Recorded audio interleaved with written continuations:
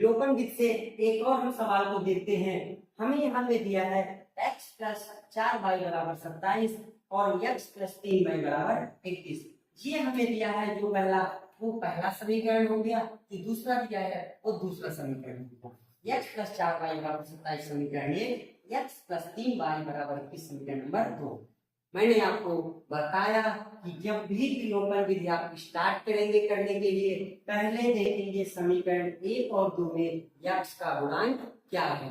अब समीकरण 1 में फिर से देखिए, x का गुणांक कुछ नहीं दिख रहा है आपको। जिसका गुणांक कुछ नहीं दिखता उसका मान 1 होता है। और समीकरण 2 में भी आप देखिए x के गुणे में कुछ नहीं दिख रहा, इसमें भी x का गुणांक 1 है। यदि दोनों समीकरण में x का गुणांक बराबर है तो आप डायरेक्ट क्या करेंगे, समीकरण 1 में से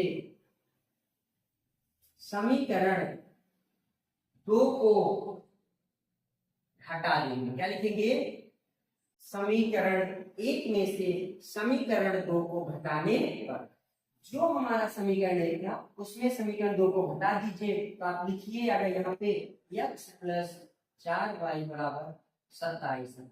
हम गुणक फिर बता रहे हैं, जब अगर गुणांक सेम है तो हम दोनों में गुणा किसी का नहीं करेंगे। क्यों? क्योंकि एक चर का गुणांक हमें पहले से ही बराबर दिया है। अब फिर दूसरा लिखेंगे x plus 3y equal to 21। x plus 4y बराबर 27, x प्लस 3y बराबर 21। ये समीकरण नंबर आपका 3 हो गया, ये समीकरण नंबर आपका 4 हो गया। अब मैं किसकी बात किया हूँ, घटाने की। उसके लिए मैं आपको पता है, एक पहले आप लाइन खींच लीजिए और जो दूसरा समीकरण लिखा रहता है उसका साइन बदलता है। पहले वाले में कुछ नहीं होता, ये प्लस में है तो माइनस, ये प्लस में है तो माइनस, ये प्लस में है तो माइनस। आप देखिए ये x कैसा है प्लस में और ये कैसा हो गया माइनस में, इन दोनों का कैंसिल कर दीजिए। अब यहाँ क्या देखें, 4y कैसा है प्लस में और 3y कैसा है माइनस में। 4y में अगर 3y को हटा देंगे तो 1y तो बचेगा। 27 देखिए आपका कैसा, कुछ नहीं लगेगा, मतलब ये 27 प्लस में है, धनात्मक में है। 21 कैसा है, माइनस लगा हुआ, मतलब ये ऋणात्मक में है। 27 में 21 को हटा देंगे तो क्या मिल जाएगा हमें 6। y का मान हमें 6 प्राप्त हो गया है। मैंने आपको क्या बताया, जो भी y का मान आएगा उसको समीकरण 1 में रखना है। तो आप हिंदी में लिखिए वही चीज, जो y का मान समीकरण 1 में रखने पर जो y का मान है उसको कहाँ रखना, समीकरण 1 में। समीकरण 1 क्या है हमारा, x प्लस 4y की जगह क्या रखेंगे हम 6 बराबर 27 होंगे। फिर आप देखिए x प्लस 4y बराबर 27 दिया समीकरण में, x की जगह x है, प्लस 4 की जगह 4 है और y की जगह क्या है 6 और बराबर 27 वही है।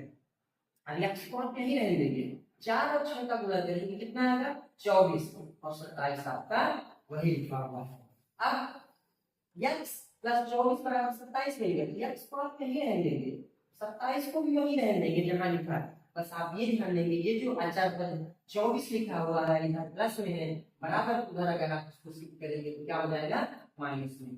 क्यों? क्योंकि जो चर पद होते हैं वो एक तरफ होते हैं और जो अचर पद होते हैं वो एक तरफ होते हैं। तो x आपका यही रहेगा, 27 में 24 जाएगा, कितना आ जाएगा 3। अब आप देखिए आपको फिर से यहाँ x का मान 3 मिल गया और y का मान 6 मिल गया। आप यहाँ लिख दीजिए, आता है x बराबर हमें 3 मिल गया और y बराबर क्या मिल गया 6।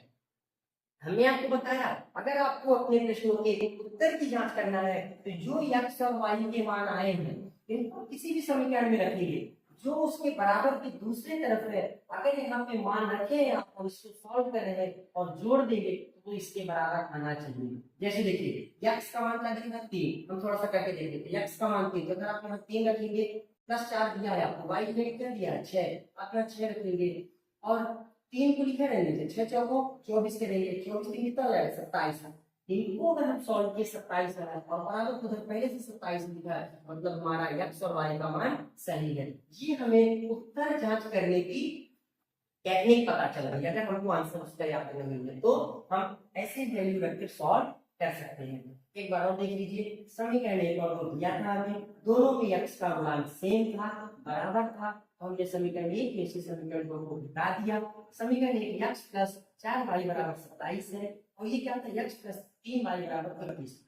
समीकरण जो दूसरा लिखा है इसमें साइन बदलेगा क्योंकि हम घटाने की बात कर रहे हैं, तो x में कुछ नहीं आता, मतलब ये प्लस है तो माइनस हो गया, प्लस है तो माइनस, प्लस है तो ये दोनों प्लस और माइनस कैंसिल आउट हो गए। अभी बचा कितना, 4y प्लस में, और ये कितना बचा है माइनस में 3y, तो 4y में 3y में 1y बचा। 27 में 21 घट जाएगा तो 6 बचा, y का मान क्या मिल गया 6। y का मान जो मिला उसको समीकरण एक में रखने का, समीकरण एक का x प्लस 4y बराबर 27, x प्लस 4y के लिए 6 बराबर 27, x वही है प्लस वही है, 6 चौको 24 वही है बराबर 27। अब आप क्या करेंगे, प्लस 24 के बराबर उधर शिफ्ट करेंगे तो क्या हो जाएगा -24, x बराबर 27 में 24 को घटाएंगे तो 3 मिल जाएगा, वही हमने लिखा है, अतः x बराबर 3 और y बराबर 6 है।